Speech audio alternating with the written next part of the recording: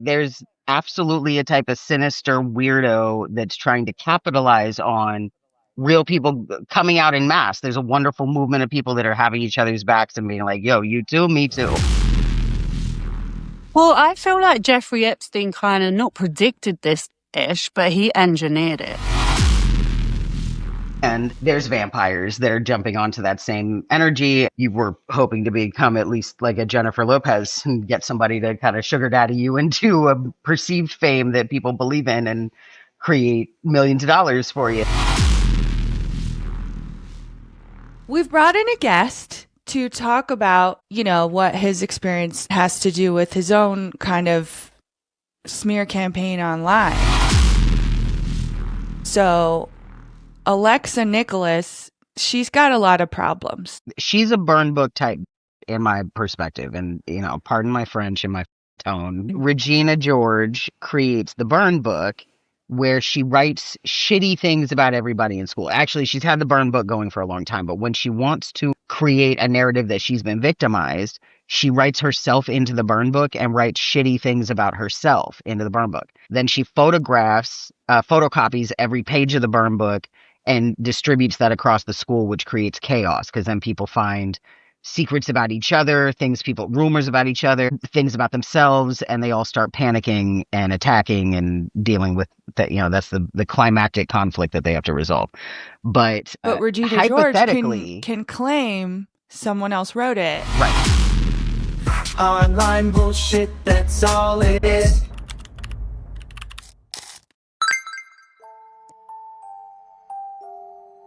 I don't know, Alexa, is there anything else you want to add? I wanted to ask you about your Eat Predators organization that you've put together. I guess, what is that? Yeah, what is that? I came up with the idea to have my protest sign be Eat Predators. And I never thought it was going to end up becoming what it ended up becoming. Alexa Nikolas would like you to believe that she created Eat Predators all by herself. She did it to help victims. She didn't do it to make money. And she certainly wasn't given the idea by a corrupt lawyer. Things are not all what they seem in this story, so pay attention. Hey everybody, welcome to this collaboration between Go Do Your Own Research and Online Bullshit. We have been talking about a whole bunch of stuff. If you were last with us on our podcast episode, you told us all about all these connections between like the axis of evil, I want to call it, Brian Friedman and Harvey Weinstein and Melissa Nathan and Justin Baldoni. Jeffrey Epstein. Yeah. So in looking into all of that, like the connections don't stop, right? Well, I feel like Jeffrey Epstein kind of not predicted this-ish, but he engineered it. Whoa. Okay. He did. Going back to the TED Talks.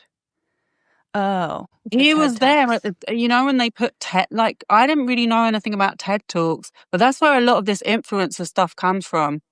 Uh-huh. You know what I mean? It's like making someone into a kind of spokesperson for a particular subject, like Justin Baldoni, who did a TED Talk.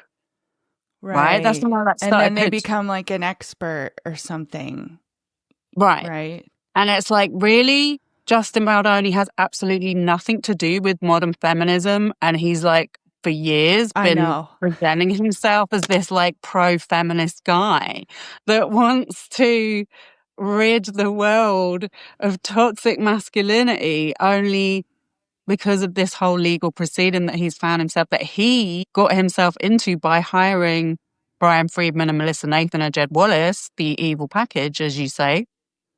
He's been exposed. And I a bunch of people from Johnny Depp's.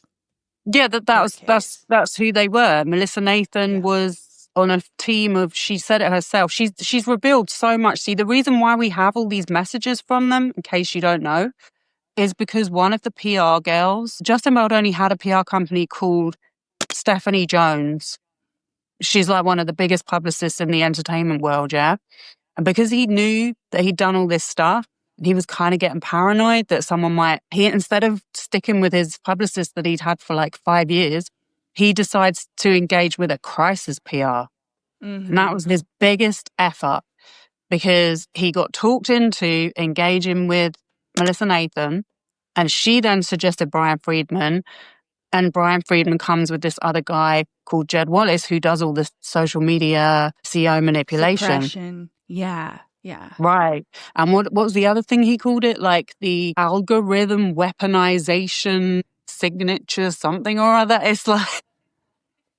Yeah. And it makes you look guilty as hell to use that, right? I mean, it really shows that when you have that working overtime amongst troll farms, which is what I believe, like a lot of these communities associated with Eat Predators and the Free Britney movement and the Johnny Depp trial stirred up by the likes of Andy Signal, you end up with this like deluge online of people thinking it's appropriate to laugh at these women, to shame them, to publicly shame them, to make jokes about the violence, to put all the focus onto the woman in the situation and forget about the men that are abusing. So when I say it goes back to Epstein was soliciting with all these investors in this AR technology and the beginning of the tech industry. Like they knew they had this all mapped out, and the surveillance culture as well.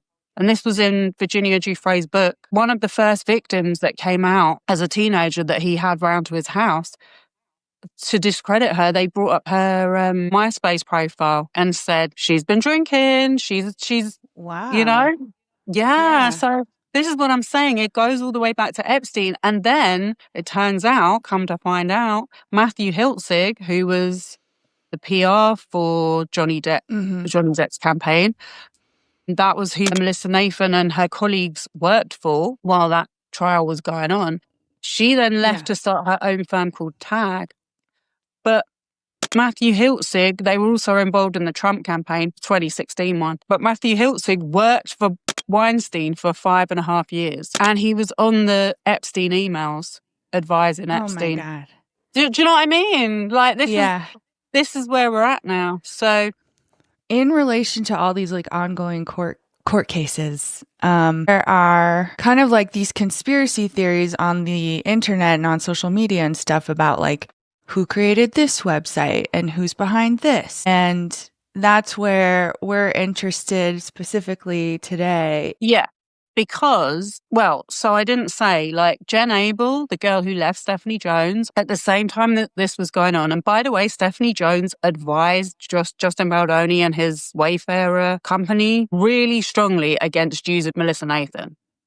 She was like, this is what I was reading out last night on my live.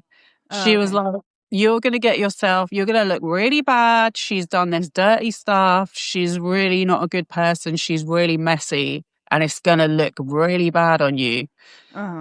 They went ahead and did it anyway. Jen Abel decided to leave Jones Works and set up her own company. So they all teamed up together. Now, because of that, she didn't have a separate work phone.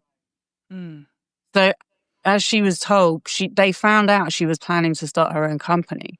And that breaches your contract. You can't just like take all of your clients and go and set up on your own. Like, especially when you're dealing with like the most powerful PR company in the entertainment business. So she was stopped. She had to give in her phone. They downloaded all the messages on her phone. They probably didn't download it. They just looked at her phone. They saw all these conversations going where they were planning to do all this stuff, plant all these stories. And they saw her basically saying that she was planning to leave and take all her clients. So Stephanie Jones then said she was going to sue them. The only reason why we know about all of this stuff is because she got all the text messages and the emails that they were all corresponding on together. And then it all came out in an article in the New York Times called "We Can Bury Anyone Inside a Hollywood Smear Campaign." Yeah. So Baldoni's team, including Brian Friedman and the PR company, have denied everything, have said it was all her. She took over the movie. Like, they created this online narrative to counter claim. The PR, spin the PR. They even got ahead of the New York Times article's publication because they were given like a few hours to give a comment. Instead of giving a comment, they went to TMZ so TMZ could release it before the NYT so they could get ahead of it. This is how deep it is, okay? But yeah, and so they have refused to hand over what's called discovery because they're in litigation. They have been in litigation coming up for nearly a year. Brian Friedman's lawsuit of defamation against Blake Lively in the New York Times flopped. That got dismissed. He was able to refile, but he didn't refile. So he ain't going to refile because he has no case. But then after that, they've just been delaying discovery. Messages have been coming out as exhibits in drips, like literally piece by piece. So, do you know what I mean? People like me that are so invested in this, we're having to like go onto Court Listener every day, see if there's been any new filings, and check out these exhibits, which is where we're seeing all these text and email conversations. So in August, there were conversations that were released talking about this woman, Amanda Ghost, and Rebel Wilson. So Brian was representing Rebel Wilson against Amanda Ghost, and they were talking about creating a website and about the content on the website. One of the dirtiest bits was a smear campaign which Rebel is accused of orchestrating. A series of websites where Amanda Ghost is painted as a sex trafficker and described as the Indian Ghislaine Maxwell. Obviously, I had zero to do with the websites. It's not saying that you made the websites, but the allegation is that on the 6th of August you requested your publicist to register and publish a series of malicious websites about Ghost. Yeah, that is absolutely untrue. So the publicist in email to a co-worker said, so basically Rebel wants one of those sites. Goes on to say it can be really, really harsh. Russian oligarchs and making her a madam, basically. Laugh out loud or lol. So that's the allegation. Basically write a bunch of hateful stuff about Amanda Ghost. Right, which alluded to her using her actresses as escorts. And lo and behold, when I checked it, they had set up amandaghost.com. There was a Twitter account and a Pinterest. And I've even listened in on one of the hearings that was ages ago where they were talking about a Pinterest account. And I'm like, Pinterest account? Like, who the hell is it? Yeah, that's crazy. So now the Pinterest account appears to be really significant because there is Pinterest accounts about these people. It's one of their kind of like signatures. And the thing is, it's not even that they're trying to smear people using these websites. It's just that they're buying the names or they're setting up the accounts so they have control over them so no one else can do it. Yeah, yeah. So yeah, there was evidence that that they were talking about doing an Amanda Ghost website. And there was also a message, from Brian Friedman to Amanda Ghost's lawyer saying, I'm going to say all this stuff about your client if you don't do this, that, and the other. Like, he is such a flipping aggressive attorney. Like, it's really crazy. Like, he nearly punched someone during a hearing in the summer as well. Like, he's really unhinged. Yeah. So what I'm trying to say is we have evidence that they were doing those websites in August. There was also, by the way, a little stunt they did with their clients, Jake and Logan Paul, involving a BBC reporter. But that was mentioned as well, because they were flying to Puerto Rico. But anyway, so come to October. And the most of the content creators that are talking about this story have been coming from the side of defending Justin Baldoni overwhelmingly. Which comes as no surprise because we've also seen messages where they're literally giving content creators talking points that they want them to get across. So in October, they added a new attorney to their team, which I think is significant because Brian Friedman is not a trial lawyer. He's just a litigation back and forth. He's like in-house counsel for UTA, right? Pre-trial. He is, but he tries to get settlements before it goes to trial. That's his kind of way of doing things. So now that it is going to trial, they've brought on this woman called Alex Shapiro, who was one of Diddy's lawyers. Mm-hmm. And I just think it's really sus that at the same time, they bring on that lawyer, this guy on TikTok that we're going to watch called Chris, who claims to be a crisis PR, starts putting out videos saying that he's found these other websites that could be related to them. And guess who one of the people is? Alexa Nikolas. So I'm like, And this is the website that's like titled Alexa Nikolas Exposed. We may have another smear site. Hey everyone. In looking for other sites that seem connected to this broader network I've been tracking in relation to Stephanie Jones, Amanda Ghost, and the accusers of the Alexander brothers, all of this, by the way, comes from my work around the Blake Lively and Justin Baldoni case in terms of just trying to document the PR happenings. I came across this smear site, which targets Alexa Nikolas, the actress, activist, and content creator. So I thought something doesn't add up about this. Yeah. Because I already knew about her. I knew about her history, and I didn't see what they were saying was that there was some backlinks that connected her website to Jed Wallace, and I'm like, this doesn't add up to me. So we've brought on a guest to talk about, what his experience and maybe knowledge is. Opinion, let's say that has to do with his own kind of smear campaign online. So Alexa Nikolas, she's got a lot of problems. We are literally, for our own satisfaction, trying to work out what is going on. But we also know, because we have done our research, she's suing a real journalist called Kat Tenbarge on the papers on that lawsuit. His whole history with her is documented. And it involves communication with the agency that Brian Friedman represents, which is United Talent Agency. So he's going to give us insight to that, to what he knows about Alexa Nikolas's relationship with Brian Friedman.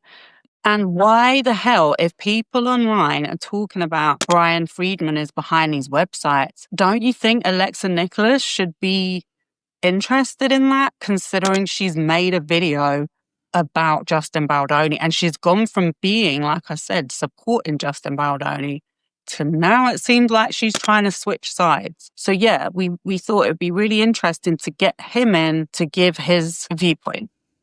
Without further ado, welcome to the show.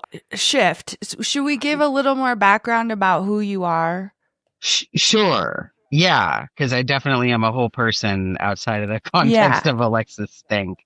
And one thing to be clear, I actually am allowed to speak. But I'm allowed to speak of her. I currently have a gag order that I can't post of her myself to social media specifically. However, there's a lot more to me than, whatever I could do under the light of what she wants people to believe that I am. But at one point you were kind of working as, I want to say, PR or maybe just kind of like a media spokesperson for Alexa. And then at some point she decided you're not friends anymore and she has her own stuff to say about you. And it became kind of dirty, I'd say, online. Yeah, kind of dirty's fair. Yeah. I know. Sometimes I'm grasping for words.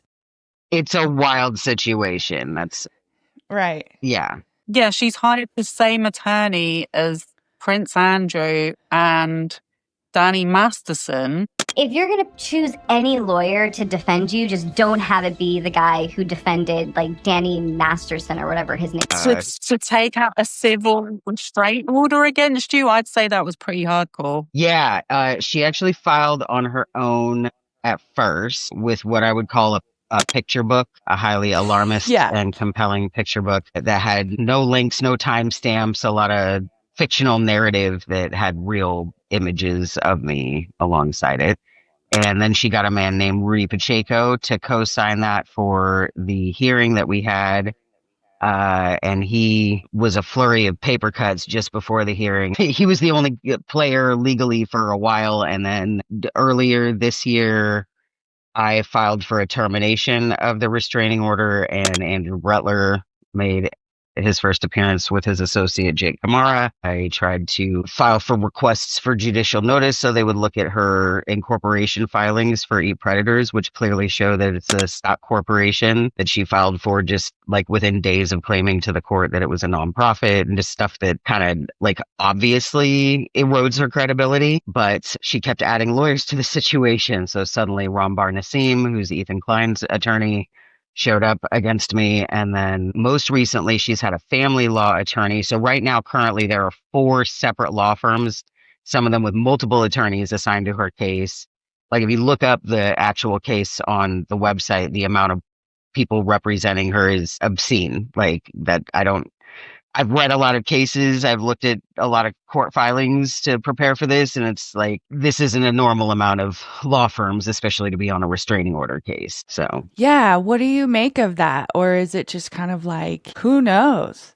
The last ones are because for whatever reason, this particular judge that we've had just this year, Latrice Birdsong, has repeatedly recontextualized this matter as a family law matter. Stanley Moss sees civil restraining orders through family court, which I imagine probably has some weight as far as why they keep swinging at me. I don't have any kids of my own. She's got now 2. The first time she was in court against me, she was pregnant with the second one. And so I think the tone, how they kind of navigate narrative in that particular courtroom doesn't work in my favor. And I don't know what, I think that, this judge is a little new to the bench, considering all things. I'm not sure. I think the first time might have been a clerical error. I go back and forth myself between being like, well, this is a clerical error and they're just kind of defaulting to this family court concept, or this is an intentional technicality that they're throwing up from within the court itself as a defense of her position, because it just gives me more work to do to try to recontextualize it as a civil matter. There's 2 separate codes of law to be working with. So it's like, if we're in family law, we're in one realm of legal standards and expectations. And if we're in civil court, then it's a totally different set of things to know. But she has lawyers that specialize in both matters, and I'm learning in real time how to handle both and where the line is between them. And if we're conflating the issues, then at times the judicial discretion is going to be kind of Venn diagramming at will different parts of law that it's arbitrary in the moment and has nothing to do with anything like to be a firm rule. So it just keeps me in a position where the bar is constantly moving and I never know what's going to be important. So I think the family lawyers are just to kind of dial that in. And then Rambar Nassim, she's good friends with Ethan Klein. That's becoming more and more evident from what I'm hearing. I don't have time to keep up with, every single conversation happening on YouTube between whoever's putting them out. Well, I saw this guy called Adam McIntyre. I just saw the headline, which was Alexa Nikolas is suing Kat Tenbarge. And that's what he said. He said that Alexa Nikolas is suing Kat Tenbarge via that lawyer you just said. And so she had gone on to Ethan Klein's channel to announce it, because obviously he has a much bigger following and reach than she does, because her videos don't even get that many views. I mean, maybe a few thousand. Well, and then she just goes live for hours and hours, and then in the middle of the night drunk, from what I understand. And then she basically, it seems like she's using this lawsuit against Kat Tenbarge, which she hasn't even been able to serve her, from what I can understand, to sort of she's brought you into it. So she seems to be mad that Kat Tenbarge spoke to you, and then she's mad that Kat Tenbarge is friends with Adam McIntyre and accuses her of trying to get him to drink when he was underage, which it turns out it was her friend Sloan, who we're going to get onto. So yeah, it just, even a very mild observation of it, it's super aggressive. Mm-hmm. Yeah. Considering we're just talking about doing a bit of content online and a couple of protests. But yeah, should we watch this TikTok? Okay. I will share my screen on the TikTok and we'll watch it and then we'll all discuss. This is Chris, the PR guy. Oh, can I just say something as well? This guy makes out that he discovered these websites, and it's like they were in the text messages. Or the court filings, right? Yeah, the court filing. We may have another smear site. Hey, everyone. In looking for other sites that seem connected to this broader network I've been tracking, I came across this smear site, which targets Alexa Nikolas, the actress, activist, and content creator. Now, Nikolas accused Michael Milosh of the band Rye of grooming and back in 2021. This site appears to have popped up, at least according to the Wayback Machine, It's defunct now. It's not live. It seems to have launched back in early 2023, and it makes a series of pretty awful allegations against Nikolas and her family. What's interesting is that Milos was represented by Brian Friedman, who also, of course, happens to be Justin Baldoni's lawyer. Nikolas actually posted a really negative video about Brian Friedman back in 2023, at which point the site was already live. Over the past year, she's also spoken out a few times, both on X and in some of her YouTube content about Brian Friedman, Tag, and Melissa Nathan, though she's never directly accused them of creating the site. Can we stop for 1 second? When he said she made a video about him in 2023, wasn't it in 2022 shift that they did that protest outside his office? Yeah, but she also talked about him quite a bit in her first YouTube video was the TMZ Live, where she was kind of tying together a brand concept. Basically, that TMZ is a corporate journalistic stalker, and then Brian Friedman is a legal stalker, and then she was introducing yours truly as her personal stalker. So the first video, and I only know this because we were all in it together. She had already, because your podcast, which was that the beginning of 23, if I remember correctly? I think it was January 19th. Right. So you say in that podcast that her protest happened in the summer and those articles had come out in the summer of 22. Mm-hmm. Think so. Yeah. That was part of the... So I'm like... The content that wouldn't got me he have made a website? Yeah, I'm like, wouldn't he have made a website in 22? Why would he wait? I mean, I would assume if he was doing it as a part of his case on behalf of Milos, it would have happened during the litigation, which was, I believe, still happening at the time. In 2023, she dropped her claim at some point. I thought it ended in 21. I think it ended at some point in 2022, or maybe it was 21 and she was talking about refiling and then that conversation got dropped, because she was talking about it a lot with me and the book club people. She was constantly addressing Milos and saying that she was going to be refiling things. So I guess, yeah, it would have been already dropped at that point. Right. Okay. So potentially it could have been in retaliation for her threatening to refile, because I think now you say that, I think she did say it in a Rolling Stone article. Yeah, that sounds timely. Okay. That answers that. Let's carry on. Nikolas actually posted a really negative video about Brian Friedman back in 2023, at which point the site was already live. Over the past year, she has also spoken out a few times, both on X and in some of her YouTube content about Brian Friedman, Tag, and Melissa Nathan, though she's never directly accused them of creating the site, at least as far as I can tell. I don't know, right? Because she accuses a lot of people. In a tweet, she said it was taken down and then it reappeared. Videos come and go. I felt like she's made that post on Twitter because she wants it to look like, it was almost like retroactive. Is that the correct? Yeah. Because she wanted it to look like Brian Friedman wanted her videos taken down. And I think this Chris guy, I think he's very circumstantial. I don't think he's really done a lot of research. Or he's trying to act like he hasn't. He wants it to sound like he doesn't know more than he knows, so that whatever narrative he's trying to edge people toward, he seems a little more innocent. Mm-hmm. I don't know. I'm just speculating that maybe the stuff that I know is not the thing at all. You know, that's a very useful technique when they absolutely know everything and what they want people to think about it. But I don't know this guy, so I have no idea what's going on. He literally started his account to talk about this Baldoni thing. He doesn't have any other content apart from that.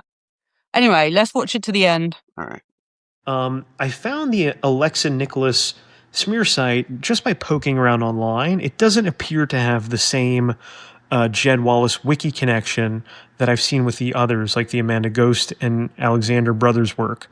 However, I will say that the wiki accounts that were used to build an SEO campaign in support of Jed and against Amanda Ghost and the accusers of the Alexander Brothers all launched in 2024 so long after the apex of the Nikolas and Miloshi case, or Milosh case, I should say. So we're seeing this pattern emerge, but who's behind it, I can't say for certain, and I'm not claiming to. What I will say is that all of these sites look pretty damn similar.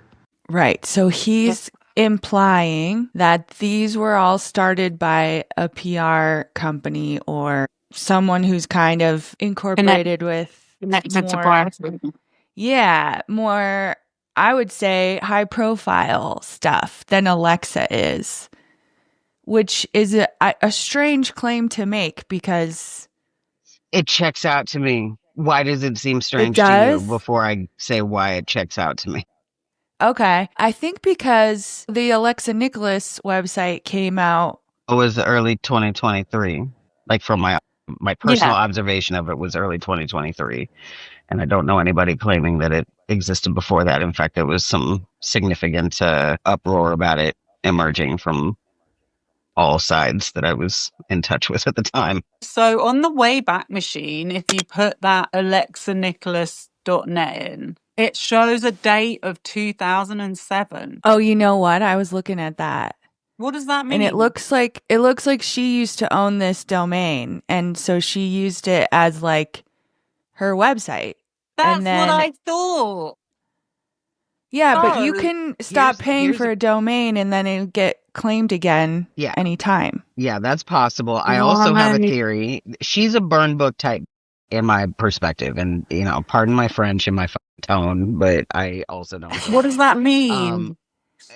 Haven't you seen Mean Girls? Regina George creates the burn book where she writes shitty things about everybody in school. Actually, she's had the burn book going for a long time, but when she wants to create a narrative that she's been victimized, she writes herself into the burn book and writes shitty things about herself into the burn book.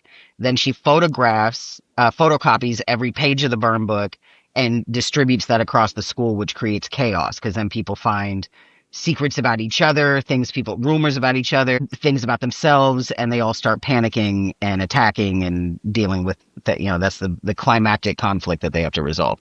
But Regina George can claim someone else wrote it. Right, because she's in it. Yeah. So at this point, I've got enough evidence on my table that I don't think that there's no connection between Alexa and Brian Friedman. Very easily could have talked directly and set this up together. Right. Joe Dunn was exposed by the other women at the luncheon. Finally, I feel like I'm not losing my mind because I think it's very possible that they're working together behind closed doors and that there's just not enough public evidence. There's public evidence of Alexa's relationship with Joe Dunn, period. And she's actually made comments about him publicly now at this point, but he wanted that luncheon to be a secret. I only know about it because I was in her circle at the time that I heard about it from her and him. And then Kaylee and Kay were pretty forthright about it. Neela was forthright about it. Amanda Peters, she was my first contact with Eat Predator, was one of the founders that nobody talks about. She's just got no public profile. The type of people that were at that luncheon are generally the type of people that will shut up on command or with incentive. Also, I think it matters.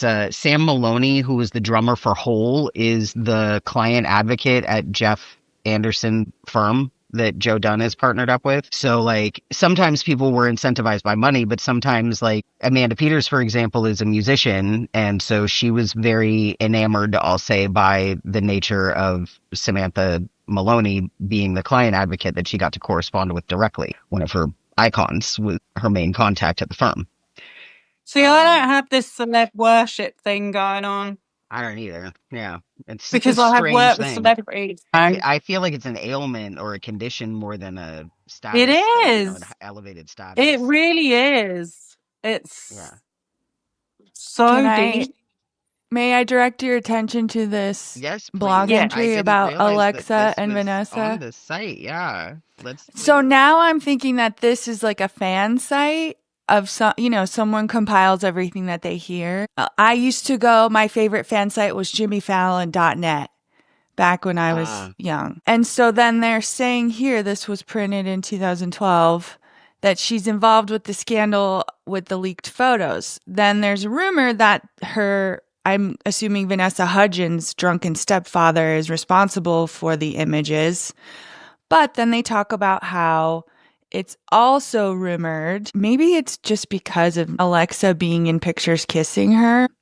A TikTok condemning Alexa Nikolas came across my For You page because I had posted one about her being despicable. I was scrolling through the comments, as I always do, to see what people were discussing, and I came across this comment. This is so insane. This is so much. The comment reads, "She was the one that leaked Vanessa Hudgens' pictures because she didn't like her. I've been scared shitless to post about this because I'm afraid of Alexa, but it feels unethical not to share at this point. Alexa has been disowned by young Hollywood as persona non grata since 2011, and it has nothing to do with Zoe 101, or Dan Schneider. If you are like most and view acts of revenge to be abusive, then yes, evidence available online would lead to the conclusion that Alexa is an abusive predator and her victim is her former best friend, Vanessa Hudgens." So has someone leaked this website in October and to get all these people talking about it? No, I think there's been trickling information for a long time. I know one of the publications I remember was irishnews.com, or it's an Irish publication. Maybe this Kaisley Collins person is somebody who said that? It too. Yo, who is it? The other evidence piece, I think, is in the omission, because for somebody that's coming out as an advocate for survivors and against sexual predators and assault, to have been best friends with someone that went through this scale of sexual violence, I don't understand why she's never commented on it publicly. Yeah. And nobody questions that either. I've never heard anybody say, it's weird that she's affiliated with this incident so intimate, but she's never, not a peep from what I've understood. I don't, not that I watch all her content, but I feel like that would have shown up probably somewhere. Yeah, that would get clipped.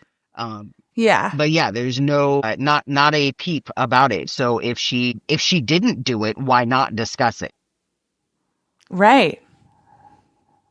Even to say, we're not friends anymore. I wish her all the best. Maybe things ended in bad blood for other reasons, but maybe things ended because Vanessa couldn't shake the idea that her friend led her to these repeated fates. It's also bizarre for Disney to not shun a star that's going through something like that. Usually they'll create a narrative to get rid of somebody, but they kept hiring her.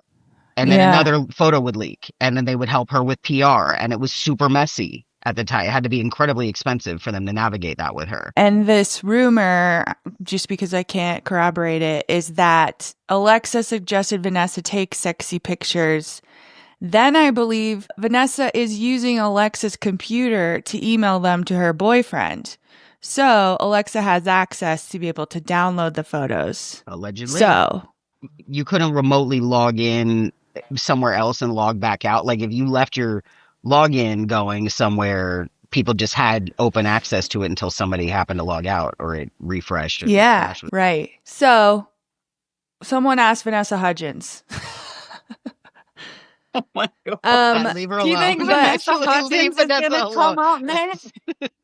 I don't know who she is. I don't know anything else about her, but I get a little defensive. So here's why it checks out to me. Everyone that I have spoken to that has any remote association with the situation has been trying to figure out who in the fuck has been running these websites.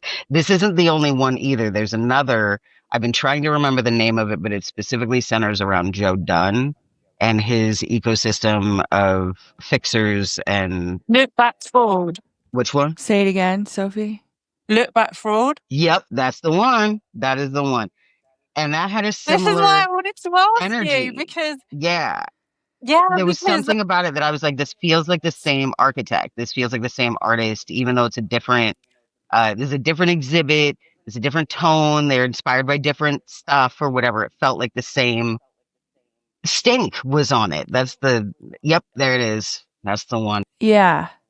And that's all very interesting information to me, because Joe Dunn, I have a particularly raw spot about Joe Dunn and his hands on the situation. And we want to know. I will get to it. We'll get to it. So my number one suspect ongoing, and this is, I've had my doubts, but I've also had nothing else to assume.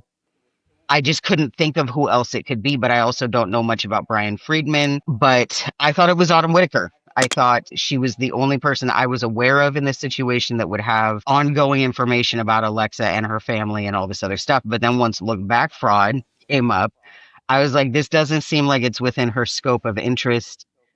She could know all this stuff, but I don't know that she would compartmentalize it and organize it in some fashion like this. Like, it just didn't seem quite aligned. But a PR firm, I suspected maybe Jeff Anderson for a minute and maybe like a burn book technique of like, if we say bad things about ourselves, then we can control the way the bad things are said about us type stuff. Who's Jeff Anderson?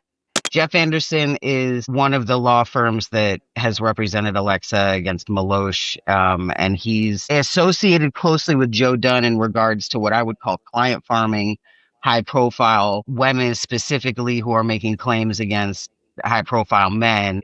He previously had worked with the Boy Scouts of America victims and the Catholic Church victims. Parsing of wallets is complicated with the Catholic Church, but with music and entertainment, there's kind of this institution, if you will. The genre, the profession itself is the institute, but there's so many wallets to tap into and edge into settlements. Another thing I wanted to ask you about in relation to this Alexa Nikolas website and that conspiracy, because in your documents, you said that you helped her negotiate representation by United Talent Agency. And United Talent Agency is legally represented by Brian Friedman. So it just seems to me very odd, going back to that subject we were talking about before, that first of all, she's done a protest outside his office and then she wants to sign up with them, but then she's making content against him. It's right. Not sitting well in the context of activism.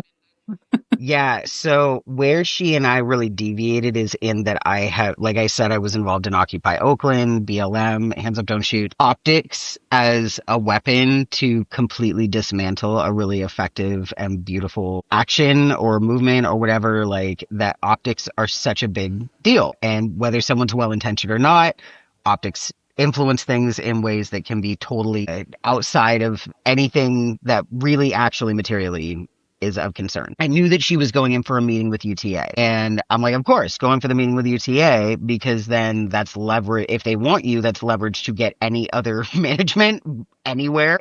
I did not realize at the time that her probable goal, given the moves that I've seen her make, is to get mainstream representation and start getting back into the life that was derailed at whatever point, because her last credit on IMDb is 2013 for Mad Men, which she told me was her last credit with anything, but also her first sex scene, and that she had expected it to kind of launch her into a different kind of career, and then her career ended. So UTA, to my knowledge, wanted her for podcasting, which was sort of a new thing that they were getting into since 2020. And she went in for the meeting, and then she came out and said they wanted to sign her, and she said yes. And in between when she had gone into the meeting and otherwise, I had communicated with Jaden Young, who was one of the declarants that she got to file like a statement against me, basically saying that I was a big scary boogeyman and that he independently was afraid of me of his own volition.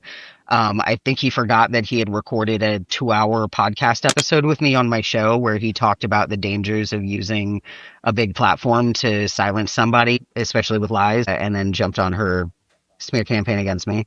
Super cute. I ended up airing the episode after I saw that he was running her narrative with her. And, he kept saying that somebody had stolen his voice, insinuating it was me. I was like, I don't know who this Ursula monster is, but let me give this boy a voice since he's so silenced or whatever.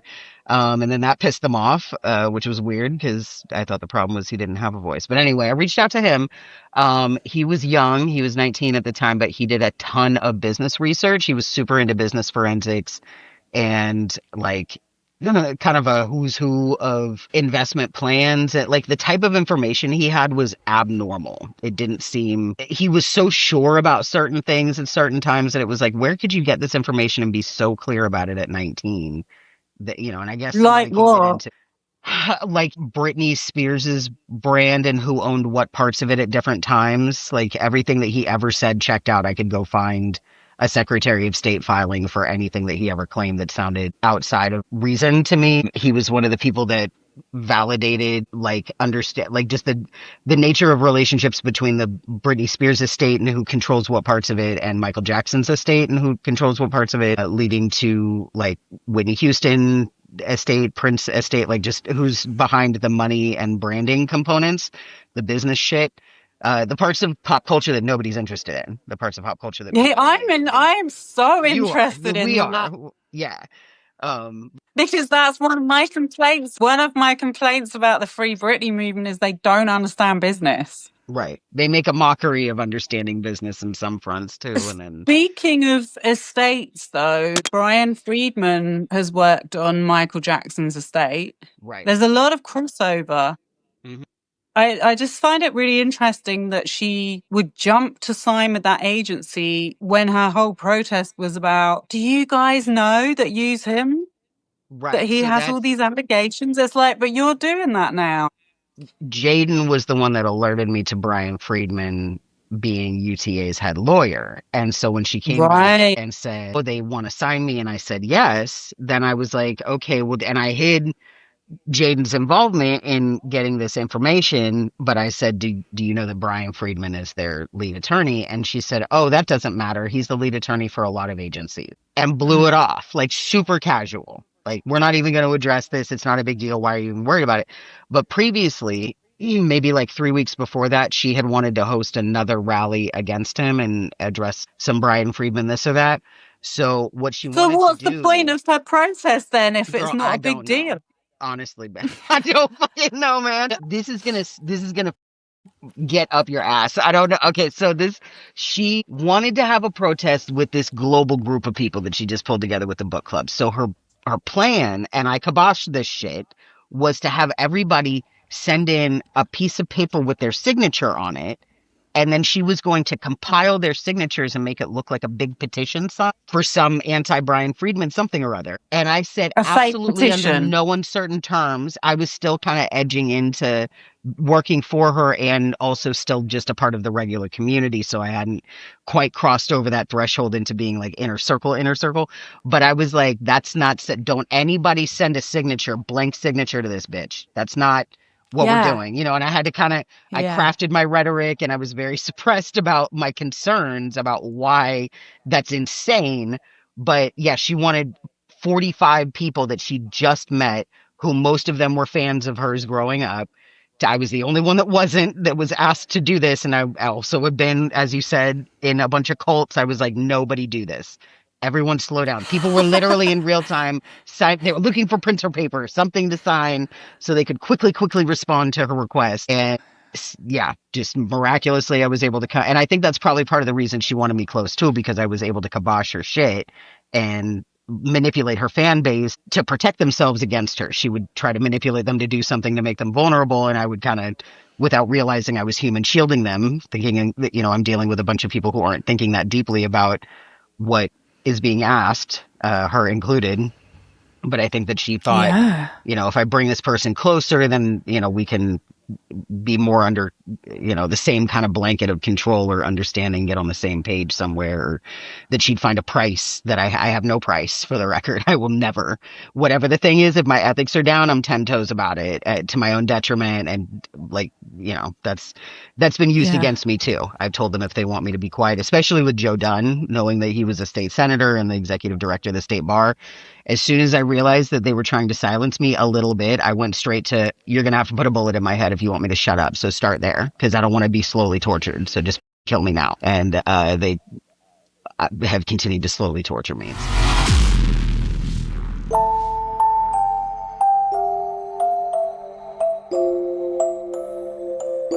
I had to go back and negotiate on her behalf. She'd hail me in at the last minute before things were going to air. And then I would have to go in and compel people to hire their editor back in. And that didn't fly well with SLOAN. There were more edits with SLOAN's thing too, but one of the issues with it, and you can tell this if you look for it, they drank 2 bottles of wine. And from Alexa's claims SLOAN took a bunch of Adderall before they did this episode. So the way that their trajectory goes, the pacing of it, it's very amped up. It's very drugged out. It's very inebriated. You know, their lips are getting slightly purple, like the instant you can see it's red wine, first of all. So you can see like the physical evidence of, and then the tone that SLOAN has gets punchy at different points. He makes a bunch of sexual jokes. Like I think at one point there was something about blowjobs or whatever. He was like, I was giving blowjobs at 15 or like, so it was just very like, are you exposing predators or not, dude? Like, what's your target market?